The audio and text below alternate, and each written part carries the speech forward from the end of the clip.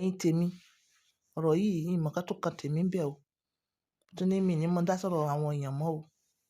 Tún ní mi ní mọ dá sọ̀rọ̀ àwọn èèyàn mọ́ o. Pé màá kàn face program mi squarely. Bẹ́ẹ̀ mo sùn mi ò rórun sùn. Throughout this night, mo kàn wonder Ninalowo àti ìyàwó rẹ̀, wọ́n divorce. Kí ló dé? Mo wá wò pé mo wá jí láàárọ̀ mo ní ká. Ṣe fídíò yìí perhaps máa ṣe ó máa kúrò lọ́kàn mi. Mo wá wò pé the only thing tí mo kàn mọ̀, òun ní pé tí mo bá rí ọkọ àti ìyàwó yẹn, inú mi máa ń dùn, wọ́n máa ń wù mí. Wọ́n jọra wọn, wọ́n compliment ara wọn, wọ́n fìrì gbọ̀n bákan náà. You understand? Èmi ò mọ̀ pé gbogbo dídán kọ́ ni wúrà. Inú mi máa ń dùn tí mo bá rí wọn. Bẹ́ẹ̀ mo wá gbọ́ pé ó ní àwọn separate. Ó break heart mi. Ó break heart so many others. Ó break heart àwọn youth tí wọ́n look up to them. Wọ́n create vacuum nínú heart mi. I don't know why. Torí bí àtúntò mo ń rí wọn pé ìyàwó yẹn máa beautiful, ọkọ yìí náà máa handsome o. Ọlọ́run máa jẹ́ kí wọ́n pẹ́ o. Ẹ wá wo result tí a gbọ́. Then after a while, mo wá rí program Bolanle Ninalowo. Mo wá rí níbì kan. I'm telling you, súrà tó máa ń wà lára rẹ̀ tẹ́lẹ̀tẹ́lẹ̀. Ẹ̀yin tèmi, kò mi ò parọ́ o, òótọ́ ni o, mi mọ̀ bóyá èmi nìkan mo feel bẹ́ẹ̀ o. Súrà tó máa ń wà lára rẹ̀ tẹ́lẹ̀ nígbà tí ó wà lọ́kàn mi pé he's still married. Súrà yẹn dẹ̀ ti já dànù. Just immediately. Súrà yẹn dẹ̀ ti já dànù piam. Súrà yẹn ti kúrò. Èmi ò ìsìn yìí gan ló máa rí endorsement o. Ó mọ̀ rí endorsement o. Bẹ́ẹ̀ súrà tí mo sọ yìí, ó kúrò ńbẹ̀. That is súrà ìyàwó rẹ̀ tó papọ̀ mọ́ tiẹ̀, ó ti já dànù. And that súrà was a very great one. Ó ga o. Ó ká èmi lára o.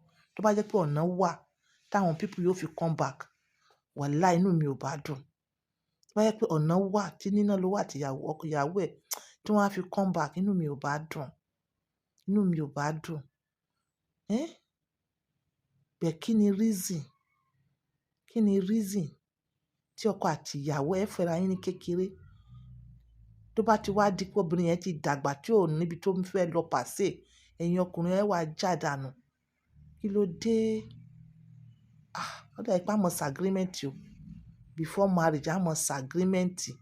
Pé wá, ó beautiful ní ìsìn, ó like ẹ̀ bá. Ojú rẹ̀ tó ń wò yìí fi ọdún 10 kún. Ṣo mọ̀ pé ó ti dàgbà díẹ̀? Tún fi 20 years kún. Fi 30 years kún. Ṣé wàá fẹ́ láti máa sọkọ rẹ̀? Ṣé wàá fẹ́ láti máa provide fún? Ṣé wàá fẹ́ láti máa ṣètọ́jú ẹ̀?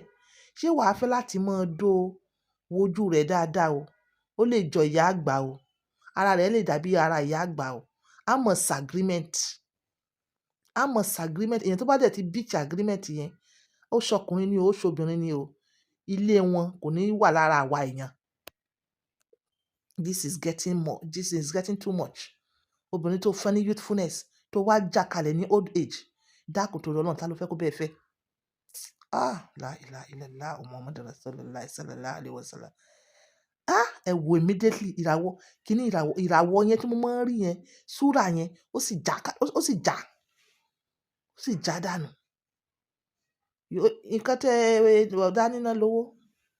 It is not only your home you succeeded in separating. You also succeeded in separating many homes. Pẹ̀lú action yín. You succeeded in separating many homes. Many homes tẹ́ succeed in separating yẹn. Òun ni àwọn tí ó ń look up to you, one. Àwọn tó jẹ́ pé ó ń há yín tẹ́lẹ̀tẹ́lẹ̀ kẹ́ tó fẹ́ ìyàwó yín. Ìgbà tí wọ́n rí pé ẹ fẹ́ ìyàwó yín táwọn náà decide láti lọ fẹ́ ọkọ mìíràn. Àti àwọn tó ń wo ìyàwó yín náà. Ìgbà tí ìyàwó yín ò bọ́ sí wọn lọ́wọ́ táwọn náà lọ fẹ́ ìyàwó mìíràn. Nísìnyí gbogbo wọn wọ́n ti wà nínú doubting mind báyìí. Wọ́n ti wà nínú pé àbí màá tún ìfẹ́, àbí màá fẹ́, àbí kíní kan. Ẹ ti fi wọ́n sí wàhálà ayé.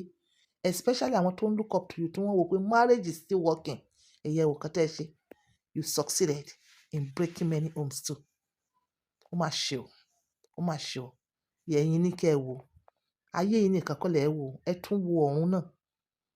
But síbẹ̀síbẹ̀ a lè force yín pé kẹ́ remain in marriage. A lè force yín, especially tó bá ti di toxic. I wish you all the best. But it's painful. Very, very, very, very, very painful. Ẹ dákun ẹ̀yin celebrities. Tẹ́ bá ti mọ̀ pé ẹ ní pẹ́, ẹ má fẹ́ra yín. Ẹ má fẹ́ra yín, ẹ má kó àwọn èèyàn sí wàhálà. Angels ń sunkún lọ́run bẹ́ẹ̀ ṣe divorce Ninalowo. Angels, they are crying. Àwọn ọmọ ènìyàn gan láyé à ń sunkún. Bye for now.